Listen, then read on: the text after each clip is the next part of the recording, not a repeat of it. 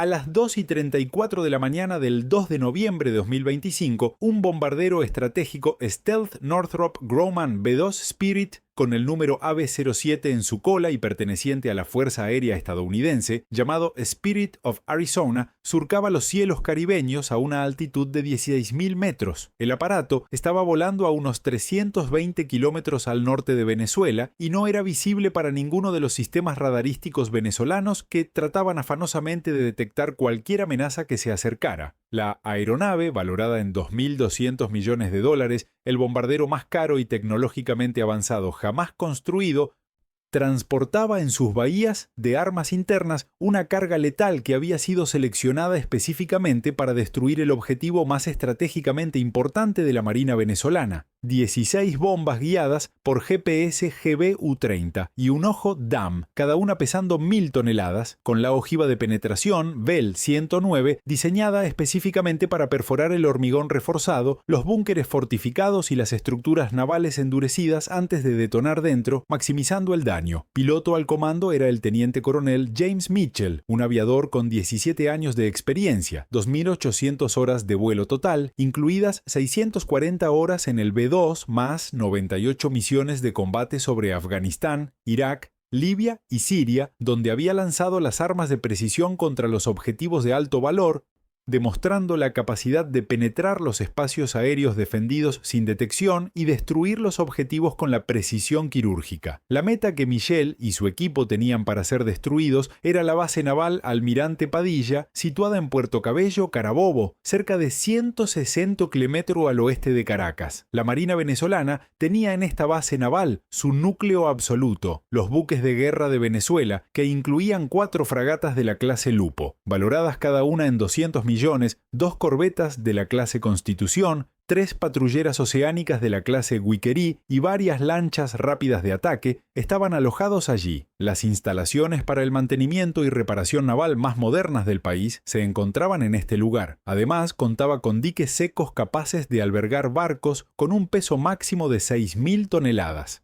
Guardaba alrededor del 60% de las municiones navales de Venezuela, entre las que se encontraban los torpedos, los misiles antibuque y las minas navales en búnkeres subterráneos reforzados. Aproximadamente 10.000 miembros de la Marina, incluidos los oficiales superiores, los técnicos y los ingenieros especializados, que tenían un conocimiento y experiencia insustituibles, eran alojados allí. Este lugar funcionaba como el centro de comando y control para todas las operaciones navales en Venezuela, con sistemas de radar y comunicación que coordinaban la navegación de barcos en el Caribe. Destruir esta base no solo acabaría con las habilidades físicas navales de Venezuela, sino que además dejaría de manera indefinida la capacidad organizativa de la Marina venezolana para actuar como una fuerza coherente.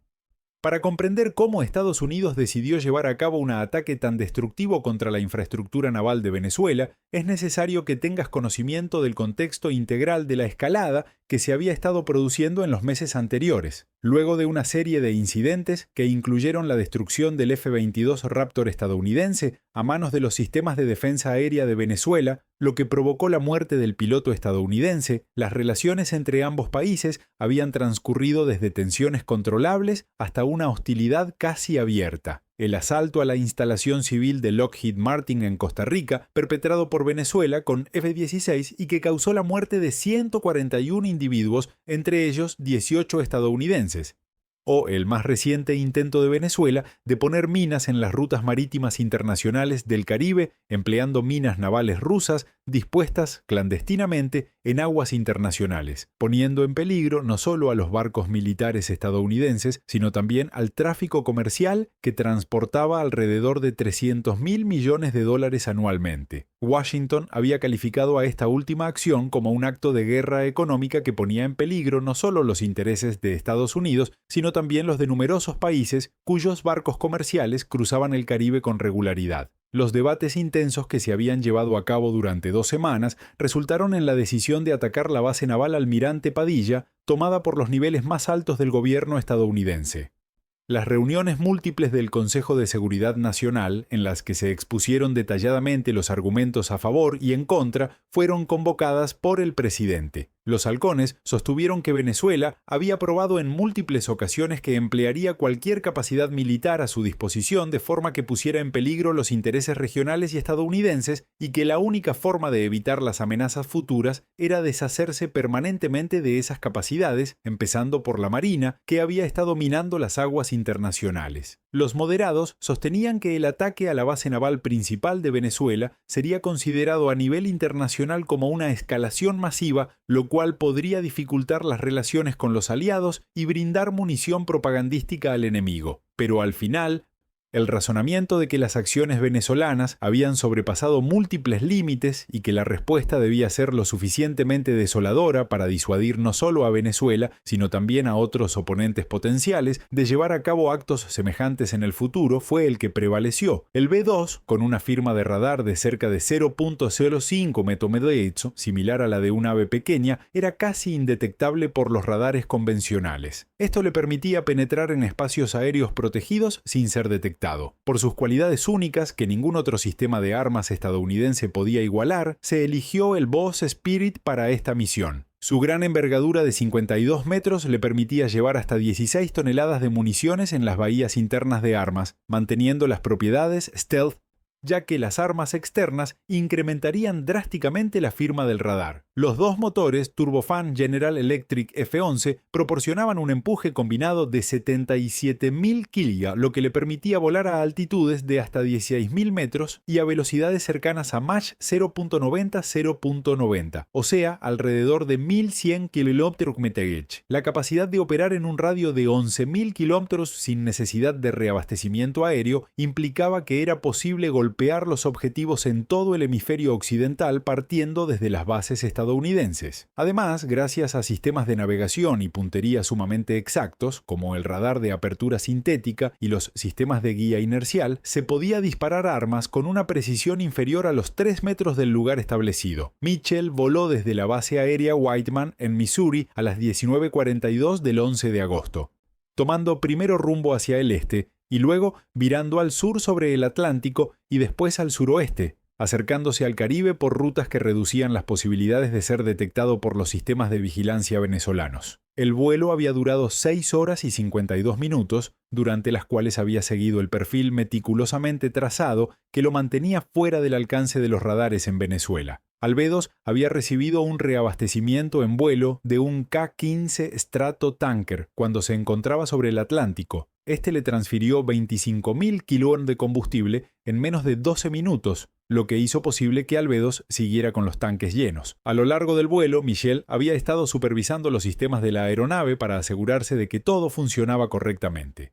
También revisó mentalmente el plan de ataque que había memorizado en las largas sesiones de briefing anteriores. En el asiento derecho iba el mayor David Chen, oficial de sistemas de armas, y con 64 misiones en el B-2 a su haber. Él estaba supervisando los sensores del avión, entre ellos el radar ANAP 180 con apertura sintética y un sensor adicional capaz de crear imágenes detalladas del terreno adelante para confirmar su ubicación e identificar los objetivos. Además, estaban supervisando los dispositivos de guerra electrónica que detectaban las emisiones enemigas para determinar si ya habían sido localizados. No habían encontrado ninguna señal de que los venezolanos supieran que el B-2 se estaba acercando hasta ese momento. Los radares de Venezuela seguían funcionando con los patrones habituales, sin las búsquedas concentradas ni las señales de alerta aumentada que señalizaran que habían encontrado algo extraordinario. Esto era precisamente lo que imitaba.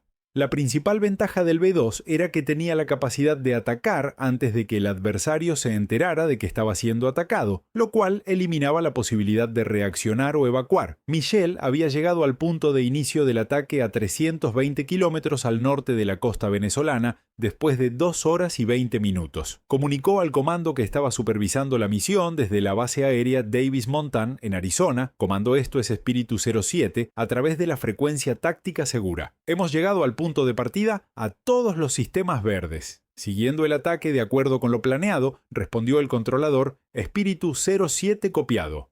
Continúe con la tarea autorizada. El tráfico amigo ha dejado el espacio aéreo libre. Las defensas del enemigo están mostrando las actividades habituales sin señales de alerta. Mitchell admitió. Luego, él y Chen iniciaron las comprobaciones finales de los sistemas de armas mientras el sistema de navegación automática que orientaría el B-2 hacia el lugar de lanzamiento de las armas se activó. Las 16 bombas GBU-31 que estaban colgando en las dos bahías del B-2 fueron programadas antes del despegue con coordenadas GPS exactas para 16 objetivos determinados dentro de la base naval Almirante Padilla. Los propósitos se habían escogido luego de un exhaustivo estudio de la inteligencia, el cual abarcaba las imágenes satelitales de gran resolución, los informes de los agentes humanos que ofrecieron datos sobre las posiciones de las instalaciones esenciales y los análisis realizados por expertos navales que determinaron cuáles eran las estructuras más relevantes para las operaciones en la base. Los objetivos incluían 4 bombas que se asignaron a los búnkeres destinados a almacenar municiones. En estos búnkeres, en los que había cerca del 60% de las municiones navales de Venezuela 19, estaban resguardadas en edificaciones subterráneas con techos de concreto reforzado de 4 metros, diseñados para soportar ataques convencionales, aunque eran susceptibles a las bombas penetrantes del B-2. 3 bombas fueron asignadas a las fragatas de la clase Lupo, atracadas en los muelles principales. Estas embarcaciones representaban cerca del 40% de la capacidad de combate en superficie de la Marina venezolana, y su destrucción acabaría para siempre con el potencial naval significativo del país. 2 bombas se destinaron al dique seco principal, donde una corbeta estaba siendo mantenida. La eliminación del dique no solo significaría la pérdida de esta corbeta, sino también que Venezuela ya no podría mantener sus barcos grandes por años. 2 bombas se asignaron al centro de mando y control de la base, que era el lugar donde se coordinaban todas las operaciones navales. Si este centro fuera eliminado, la capacidad organizativa de la Marina se vería interrumpida de manera permanente. 2 bombas de combustible asignadas a los depósitos de combustible que tenían alrededor de 10 millones de litros de diésel. Si los barcos estaban sin combustible, la Marina no podría funcionar, incluso si los barcos sobrevivieran. Una bomba destinada a la torre de control del puerto que organizaba las maniobras de los barcos. Una bomba fue destinada a los sistemas de radar de largo alcance que ofrecían la vigilancia marítima. Otra bomba fue asignada a las instalaciones de reparación electrónica donde se mantenían los sistemas esenciales de los barcos. Después de 2 horas y 32 minutos, el B-2 llegó al punto de lanzamiento a 205 kilómetros del litoral venezolano. Todavía en aguas internacionales, pero al alcance. Sobre las bombas dirigidas por GPS, que tenían la capacidad de planear hasta 80 kilómetros desde los 16.000 metros de altura del lanzamiento. Mitchell puso en marcha la secuencia de lanzamiento para abrir las bahías de armas y soltar las bombas según lo programado. Chen controló los sistemas para asegurarse de que cada bomba obtuviera las coordenadas y los parámetros de vuelo adecuados antes del lanzamiento. Las puertas de las bahías de armas se abrieron a las 2 horas, 34 minutos y 14 segundos, descubriendo así las 16 bombas que estaban colgadas en los bastidores rotatorios. La apertura de este radar elevó temporalmente la firma del B-2 de 0,05 a unos 0,1 mmos, aunque sigue siendo extremadamente baja, podría ser detectada por los radares más sensibles. Si estuviesen buscando precisamente en la dirección adecuada, las puertas se quedarían abiertas durante 43 segundos exactos, el tiempo requerido para lanzar todas las bombas. Luego se cerrarían restaurándolas. Características stealth integrales. Las bombas se lanzaron en una rápida sucesión, con pausas de 2.5 segundos entre cada lanzamiento.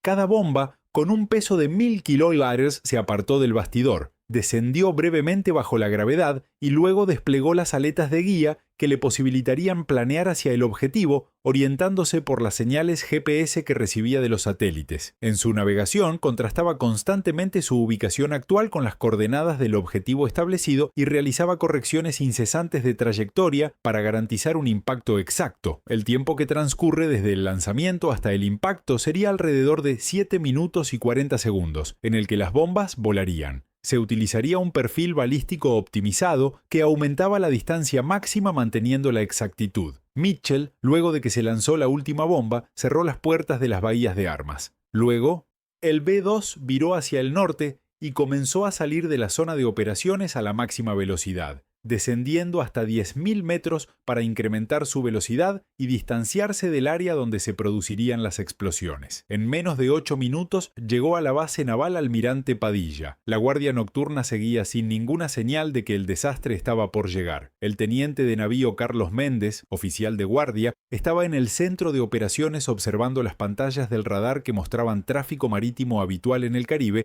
y algunos contactos aéreos identificados como vuelos comerciales en sus rutas habituales. No había nada fuera de lo común, no había señales de amenazas ni alertas. Los sistemas de defensa aérea que tiene la base, que incluyen 2 baterías de misiles de corto alcance SA-15 superficie-aire.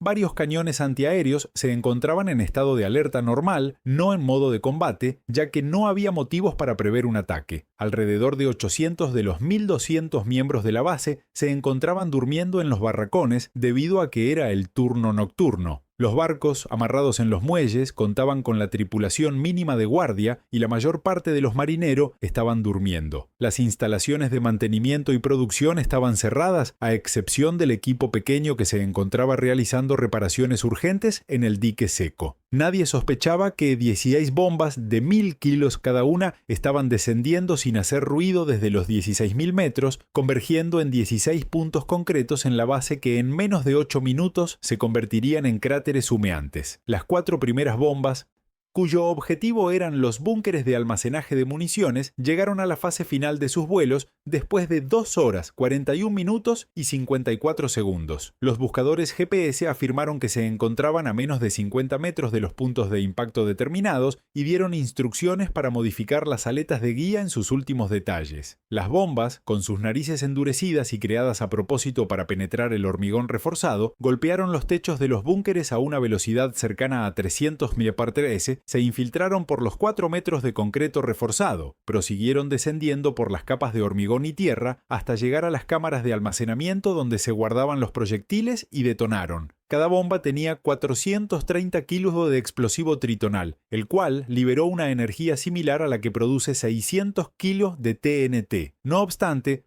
las detonaciones de las bombas fueron solo el inicio del desastre, ya que los depósitos de municiones en los búnkeres contenían cerca de 200 toneladas de explosivos dentro de torpedos, misiles, minas y municiones artilleras. Estas detonaron simultáneamente y generaron grandes explosiones secundarias. El MATI, el primer búnker que almacenaba los torpedos y los misiles antibuque, estalló con una potencia calculada de 120 toneladas de TNT equivalente. Esto generó una esfera de fuego que se alzó hasta 500 metros y una onda de choque que fue percibida como él. Un temblor de magnitud 4.2 tuvo lugar a 20 kilómetros de distancia. El refugio subterráneo se esfumó en sentido literal y fue sustituido por un cráter de 80 milímetros de diámetro y 30 milímetros de profundidad. Se lanzaron fragmentos de hormigón reforzado, algunos de ellos con un peso de varias toneladas a distancias de hasta 2 kilómetros. Estos aterrizaron en áreas residenciales cercanas y provocaron daños extensos. El segundo búnker, que albergaba las minas navales, estalló con una potencia parecida, generando otro cráter de gran tamaño y provocando explosiones secundarias cuando las minas individuales se activaron en una secuencia, lo que dio lugar a un modelo de explosiones múltiples que duró cerca de 2 minutos. Los búnkeres tercero y cuarto, que albergaban explosivos variados y municiones de artillería, estallaron con la fuerza combinada de cerca de 100 toneladas equivalentes de TNT. Esto culminó con la aniquilación total de la capacidad de almacenamiento de municiones en la base. Solo 5 segundos después del estallido de los búnkeres, 3 bombas dirigidas a las fragatas clase Lupo dieron en los barcos que se encontraban atracados en los muelles principales. El primer proyectil impactó el barco Mariscal Sucre directamente en su centro. Se introdujo a través de las cubiertas múltiples. Llegó a la sala de máquinas en el momento en que estalló la explosión. La quilla del barco se rompió en 2 partes,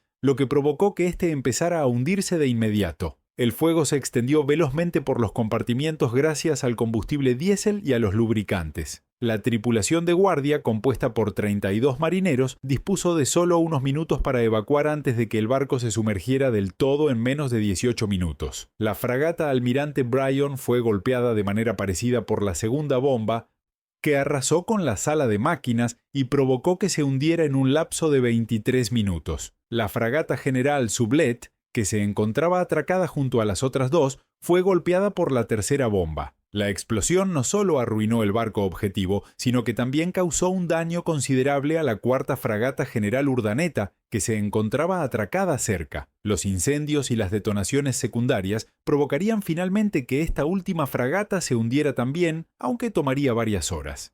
En menos de media hora, 4 fragatas que simbolizaban la principal capacidad de combate en superficie de Venezuela y que tenían un valor conjunto de $800 millones, se hundieron hasta el fondo del puerto.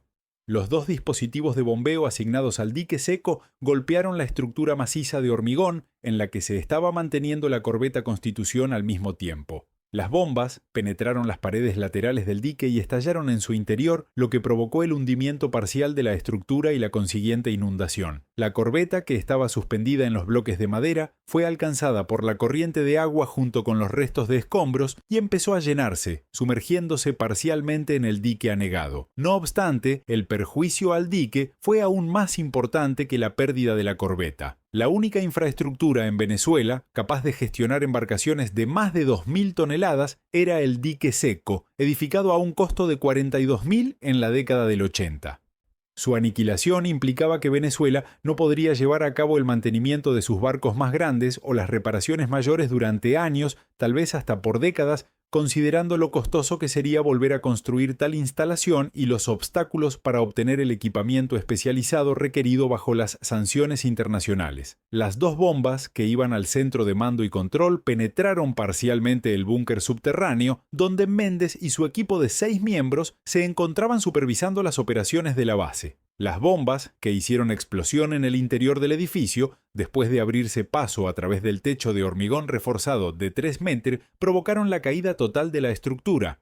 La explosión o el derrumbe de las estructuras causaron la muerte instantánea de los 7 oficiales y técnicos que se encontraban en el centro. El equipo de computación y comunicación, cuyo valor asciende a $18 millones, resultó totalmente destruido. Entre ellos, los sistemas que no solo gestionaban las operaciones de esta base, sino también la comunicación con los barcos venezolanos que operaban en el Caribe. La pérdida de este centro significaba que la Marina venezolana quedaría ciega y muda, sin poder coordinar las operaciones o comunicarse con sus barcos en el mar durante semanas o meses hasta que se pudieran implementar los sistemas de reemplazo. Cuando alrededor de 10 millones de litros de combustible diésel se incendiaron, las explosiones de las bombas que apuntaban a las instalaciones donde se almacena el combustible generaron grandes bolas de fuego. Las bombas detonaron y el combustible almacenado en los tanques cilíndricos de acero de 50 y 100 miletóteres de altura se vaporizó al instante. Esto generó nubes de vapor que luego se incendiaron, ocasionando explosiones con una fuerza equivalente a 20 toneladas de TNT cada una. A pesar de los esfuerzos realizados por los equipos de bomberos, los incendios de combustible resultantes se mantuvieron durante más de 48 horas, emitiendo columnas de humo negro que alcanzaron más de 3.000 milímetros y fueron percibidas a una distancia mayor a 100 kilómetros. La escasez de combustible significaba que incluso los barcos que habían sobrevivido a los ataques directos no podrían funcionar porque en Venezuela no había disponible para ellos. El resto de las bombas destruyó la torre de control del puerto, lo que impidió coordinar la navegación de los barcos y los sistemas de radar de largo alcance, que aseguraban la vigilancia marítima, dejando a Venezuela sin poder detectar las amenazas provenientes del mar. También fueron destruidas las instalaciones donde se reparaba la electrónica, es decir, donde se mantenían los sistemas críticos de las embarcaciones y se les impedía reparar sus sistemas dañados. Cuando el sol apareció en Puerto Cabello 5 horas después del ataque, lo que antes era la base naval más relevante de Venezuela se había convertido en una área de destrucción que abarcaba varios kilómetros cuadrados. El daño acumulado fue completamente devastador. Los fuegos múltiples seguían ardiendo, liberando humo negro al cielo. En el puerto había 4 fragatas que se encontraban sumergidas y únicamente sus superestructuras eran visibles por encima del agua. Los cráteres de gran tamaño señalizaban los sitios donde se encontraban los búnkeres de municiones. Las instalaciones para almacenar combustible seguían en llamas. El dique seco estaba colapsado e inundado y las estructuras de mando y control estaban reducidas a montones de escombros. Las víctimas humanas fueron trágicas, pero no tantas como podrían haber sido si el ataque hubiera sucedido durante el día, cuando la base habría estado funcionando con todo su personal. 283 fallecidos fue el total de víctimas, entre ellos 192 miembros de la Marina, 54 empleados civiles que residían en las zonas residenciales aledañas a la base y fueron asesinados por los trozos voladores o las estructuras derrumbadas, y 37 funcionarios de los barcos que estaban de guardia cuando las bombas hicieron impacto en las fragatas. Hubo 541 personas heridas, muchas de ellas con lesiones severas como quemaduras, fracturas y heridas por explosiones. Sin embargo, más allá de las víctimas humanas directas, el ataque tuvo un impacto estratégico mucho mayor. En cuestión de minutos, la Marina venezolana había visto reducida su capacidad de combate de superficie en cerca del 65%. Había perdido la mayor parte de sus municiones navales, lo que dejó a los barcos sobrevivientes prácticamente desarmados. Había perdido su habilidad de mantenimiento mayor, lo que significaba que los barcos sobrevivientes se deteriorarían gradualmente sin las reparaciones adecuadas. Se había quedado sin sus sistemas de control y comando, lo que la incapacitó para coordinar las operaciones eficientemente, y había perdido su combustible, lo que la dejó sin poder operar incluso los barcos que lograron sobrevivir. Cuando se hizo evidente la magnitud del desastre en Venezuela, la reacción inicial fue de profunda conmoción y después de ira. No obstante, también se dio un reconocimiento progresivo de que el país no contaba con los recursos necesarios para reaccionar de manera efectiva. El presidente de Venezuela fue notificado del ataque a las 3:18, cerca de 44 minutos después de las detonaciones iniciales. Al darse cuenta de que no se trataba de un accidente, sino de un ataque deliberado y masivo, convocó una reunión urgente del Gabinete de Seguridad a las 4:30. En esta reunión, los ministros manifestaron sus reacciones, que iban desde solicitar represalias inmediatas hasta aceptar con pesimismo que Venezuela ya había perdido la guerra naval antes incluso de que comenzara realmente. En la reunión, el análisis militar fue brutalmente honesto. La Marina de Guerra venezolana, con el 65% de su potencial de combate en superficie destruido, la mayor parte de las municiones perdidas, el combustible agotado y la capacidad de mantenimiento eliminada, se encontraba en realidad como una fuerza inoperante que requeriría años para ser reconstruida. Probablemente sería necesario un periodo de 10 años para restablecerla a un costo que Venezuela simplemente no podría cubrir. Los satélites de vigilancia de Estados Unidos que registraron las explosiones y los incendios posteriores estaban monitoreando el ataque en tiempo real. Las explosiones masivas de los búnkeres de municiones, las bolas de fuego que provenían de las instalaciones de combustible y los barcos que se hundían en el puerto eran evidentes en las imágenes infrarrojas. Los evaluadores de inteligencia que analizaron las imágenes posteriores al ataque estimaron que este tuvo un grado de efectividad cercano al 93%, con prácticamente todos los objetivos asignados destruidos o gravemente dañados. Mientras dormía, el presidente de Estados Unidos fue notificado a las 3:42 hora de Washington del éxito del ataque. De acuerdo con los presentes, en su primera pregunta preguntó por las víctimas civiles y manifestó el alivio al enterarse de que, a pesar de que hubo víctimas civiles, la cantidad era considerablemente menor a lo que habría sido si el ataque se hubiera realizado durante el día, cuando las zonas residenciales cercanas a la base estaban más pobladas. El presidente Cintasno dio luz verde a la declaración pública que se lanzó a las 6:30, en la que se detallaba que Estados Unidos había atacado con precisión la base naval Almirante Padilla como reacción a las acciones de Venezuela, las cuales comprendían el minado de aguas internacionales y ponían en peligro el comercio marítimo internacional, además de los ataques anteriores contra las fuerzas estadounidenses y las instalaciones civiles. La declaración subrayó que el ataque se había enfocado en las capacidades militares de Venezuela y no en los civiles, y que su propósito era eliminar de manera definitiva la capacidad de Venezuela para amenazar las rutas marítimas internacionales. Además, alertó que cualquier acción de represalia por parte de Venezuela conduciría a medidas adicionales que aniquilarían las capacidades militares restantes del país. La declaración se calibró meticulosamente para transmitir el mensaje de determinación, al mismo tiempo que mantenía la puerta abierta a una desescalada si Venezuela detenía las acciones provocativas. La respuesta mundial al ataque fue variada, lo que muestra las diferencias en cuanto a la política de Estados Unidos con respecto a Venezuela. Francia, Alemania y el Reino Unido, los aliados históricos de Estados Unidos, hicieron declaraciones en las que mostraron entender que el país había reaccionado a las provocaciones de Venezuela. Sin embargo, también manifestaron su inquietud acerca del alcance de la devastación e instaron a ambas partes a buscar una reducción de tensiones. Rusia y China emitieron condenas firmes, calificando el ataque como una agresión no provocada. Sin embargo, no hicieron advertencias sobre consecuencias específicas ni apoyaron militarmente a Venezuela. Esto sugiere que llegaron a la conclusión de que las propias acciones imprudentes de Venezuela habían desatado la respuesta. Los países de Latinoamérica se hallaron en desavenencia, mientras que Brasil, Colombia y Chile mostraron comprensión al referirse a las provocaciones de Venezuela en el pasado. México, Argentina y otros países del Caribe censuraron lo que describieron como un uso excesivo de fuerza. Con una convocatoria de emergencia, las Naciones Unidas realizaron una reunión del Consejo de Seguridad. Aunque los debates fueron intensos, no se logró ninguna acción tangible debido a que Estados Unidos bloqueó la resolución con la que se habría condenado el ataque. Aproximadamente 8 horas después de la ofensiva, Mitchell y Chen aterrizaron el B-2 en Whiteman. Habían volado durante más de 15 horas, cubriendo cerca de 14.000 kilómetros. Los oficiales senior y el comandante de la base los recibieron para congratularlos por haber cumplido con éxito una misión más exigente y peligrosa que cualquier otra que un B-2 hubiera ejecutado en años. Mitchell describió cada elemento de la misión en el debriefing, que duró 3 horas, desde el despegue hasta el lanzamiento de las armas y su salida, asegurando que todo había transcurrido exactamente como se había previsto.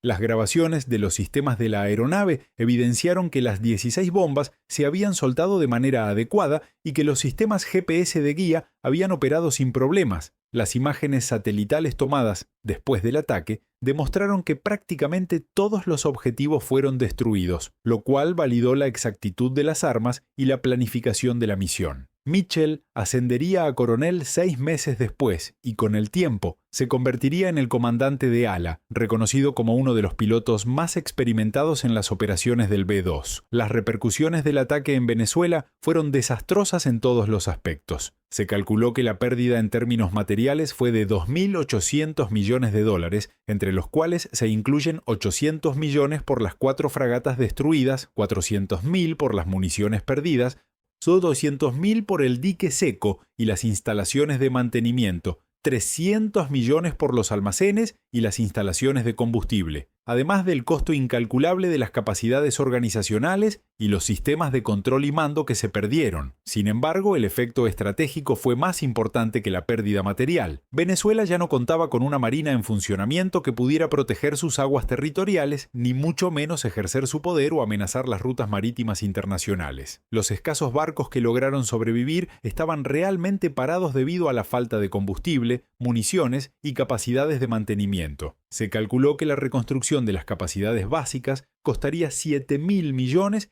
y tomaría por lo menos 10 años.